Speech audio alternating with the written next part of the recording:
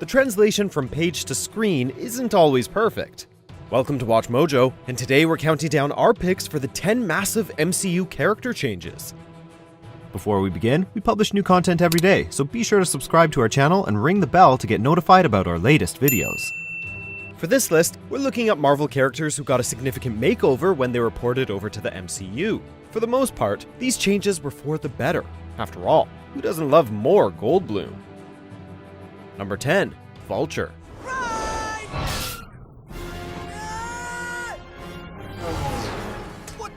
The winged villain is one of Spider-Man's oldest foes, and we mean that in more ways than one. An aging inventor who created a set of flight-capable wings, he set out to prove that the life of a supervillain wasn't just for the young.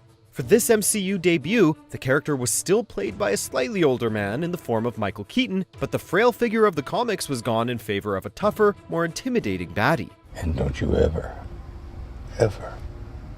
interfere with my business again. Because if you do, I'll kill you and everybody you love. This version was also somewhat more altruistic, stealing and selling high-tech weaponry in order to support his family, which included Peter's love interest, Liz.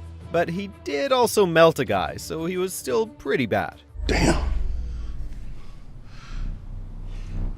I thought this was the anti-gravity gun. What? No, that's that one. Number 9. Drax. His people are completely literal. Metaphors are gonna go over his head. Nothing goes over my head. My reflexes are too fast. I would catch it.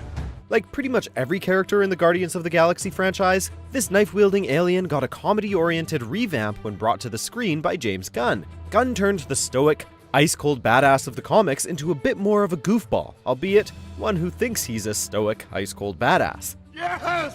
I have single-handedly vanquished the beast! But the differences don't end there. The movie version is, as far as we know, a fully alien being. But in the comics, the Guardian's resident stabbing specialist began life as a human and was transformed into a living weapon in order to kill Thanos. He also used to wear a purple cape and wrestling belt in the comics, a look that Dave Bautista would have trouble pulling off. I'm gonna ask you this one time. Where is Gamora? Yeah, I'll do you one better. Who's Gamora? I'll do you one better. Why is Gamora? Number 8. Malekith. The leader of the Dark Elves didn't make a huge impression in his cinematic debut, despite a decent performance by Christopher Eccleston. A ghostly pale figure clad in fantasy armor, he looks straight out of Lord of the Rings, but not in that interesting of a way. You needn't have come so far, Asgardian. Death would have come to you soon enough. He probably would have made a better impression if he'd had his comics wardrobe, an ostentatious black and red number complete with luxuriant elven locks that would make even Legolas jealous. He's also an extremely powerful sorcerer in the comics, while his on-screen version only gained such powers after acquiring the Infinity Stone known as the Ether. The comics version of Malekith always has a sinister smile, but there was nothing joyful about the MCU version. Have you come to witness the end of your universe? Number 7. Whiplash. Tony Stark's whip-cracking nemesis from Iron Man 2 is actually a conglomerate of two classic Iron Man villains from the comics. His supervillain name and weapon of choice come from a character who was initially linked with the Magia crime syndicate, a supervillain armed with specially engineered whips. However, his Russian origin and real name come from an entirely different character, an armored supervillain known as the Crimson Dynamo. I want my bird. A bird? You want a bird? I want my bird. I can get you a bird, I can get you 10 birds. I want my bird. The two were amalgamated for the movie, adding energized whips to the Dynamo's electrical powers and later his hulking suit of armor, and casting Iron Man's new foe as the son of a disgruntled former Stark employee. As is the case with many characters on this list, a version of Whiplash that resembled the movie version was introduced to the comics in 2010, the same year as the release of Iron Man 2. Good to be back. Number 6. Mantis. If I touch someone, I can feel their feelings. Another Guardians character who got a comedic makeover, this deadly martial artist became somewhat less formidable for her role in the MCU. In the comics, she's actually a human who was raised to be the Celestial Madonna, the mother of a being that would save the entire universe. She was trained in this destiny by the priests of Pama, a group of aliens who helped turn her into an extremely talented martial artist. So you're a pet. I suppose. Her on-screen counterpart is less than formidable, a weak and timid character who ends up getting carried out of most fight scenes after getting knocked out, though she does share the empathic abilities of the comics version. What exactly is it that they do? Kick names, take ass. Yeah, that's right. Number 5. Yondu. These boys wanted to eat you. They ain't never tasted Terran before. James Gunn just can't help but put his stamp on the characters he brings to the screen. While they both sport mohawks, blue skin, and a deadly arrow, the similarities between the two mostly end there. The comics version is actually a member of the original Guardians of the Galaxy, a group of freedom fighters from the distant future. He may have been your father, boy, but he wasn't your daddy. The MCU version of the character is much more of a scruffy rogue, the leader of a faction of space pirates and wielder of a telekinetically controlled arrow. A nod to the more traditional bow used by his two-dimensional counterpart. We can probably agree that the movie version is just straight up cooler. You look like Mary Poppins. Is he cool? Hell yeah, he's cool. I'm Mary Poppins, y'all! Number 4. Baron Zemo. One of the Avengers' most infamous villains, this rather flamboyant and grandiose baddie was almost entirely transformed for his appearance in Captain America: Civil War. A second-generation leader of Hydra, this classic Marvel villain is known for his extravagant costume, complete with purple mask and mink collar, and his flair for larger-than-life supervillain theatrics. I've thought about nothing else for over a year. I studied you. I followed you. But now that you're standing here, I just realized there's a bit of green in the blue of your eyes. The MCU version of the character is significantly more subdued and much more nuanced. Rather than a Nazi terrorist, he's a man who lost his family during the events of Age of Ultron and swore to retaliate by destroying the Avengers. He's still a fascinating villain, but he just isn't the kind of guy who goes around with a dueling saber on his hip anymore. So how does it feel?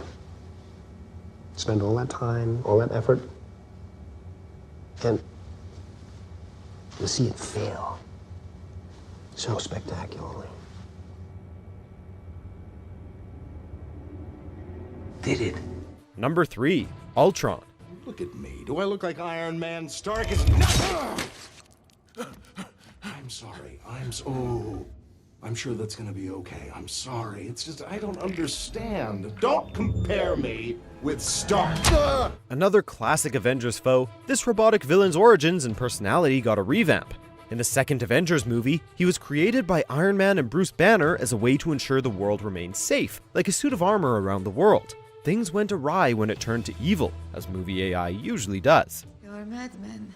There were more than a dozen extinction-level events before even the dinosaurs got theirs. The comics iteration was instead created by Hank Pym, a character who hadn't been introduced in the MCU when Age of Ultron came out. Beyond this new origin, the character also took on some of Tony Stark's snarky personality, making for a more charismatic evil robot than his comic book counterpart, thanks in large part to James Spader's performance. What doesn't kill you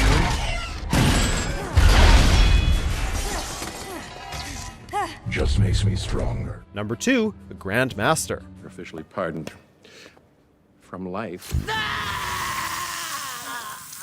The difference between these two versions of the character can really be boiled down to one important element: Jeff Goldblum. The comics version of the character has approximately 0% Goldblum, but when he appeared in Thor Ragnarok, his Goldblum levels had been taken up to a solid 100%. The slaves have armed themselves.